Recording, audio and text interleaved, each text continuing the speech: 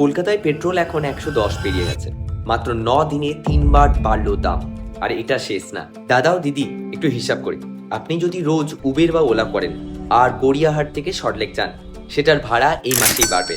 মাছের বাজারে যে ভ্যান আসে সেটা ডিজেলে চলে, তাই ইলিশ মাছ, রুই মাছ, কাতলা মাছ সবের দাম বাড়বে। অটো, বাস, লোকাল ট্রেন সব পরিবহনের ডাইরেক্ট ইম্প্যাক্ট পড়বে। এটা শুধু পেট্রোল পাম্পের সমস্যা না, এটা আপনার রোজকার জীবনের সমস্যা। আর বাকি ইন্ডিয়াতেও এই সিচুয়েশন সেম। দিল্লির পেট্রোলের দাম 99 টাকা 51 পয়সা, মানে 100 টাচ করতে চলেছে। মুম্বাইতে তাই 106, চেন্নাইতে 103-এরও বেশি। 4 বছর ধরে ফ্রিজ ছিল, আর এখন 9 দিনে 3বার বাড়লো। তাহলে কেন বেড়েছে? সিম্পল ভাবে এক্সপ্লেন করি। কারণ নাম্বার 1, ইরানে ওয়ারটা চলছে।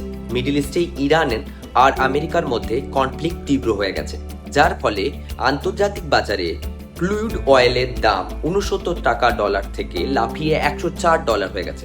ভারত তার 88% ক্রুড অয়েল ইম্পোর্ট করে, মানে আমরা সম্পূর্ণ বাইরের ওপর ডিপেন্ডেন্ট। কারণ নাম্বার 2, 1.98 লক্ষ কোটি লোকসান।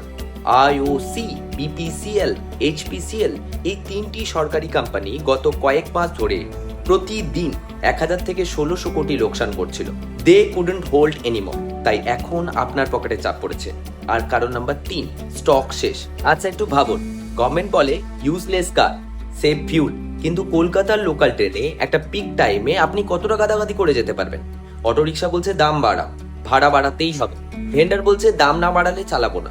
আর আপনি আর আমি মাঝখানে চাপে পড়ছি। এটাকেই বলে কমন ম্যান স্কুইজ।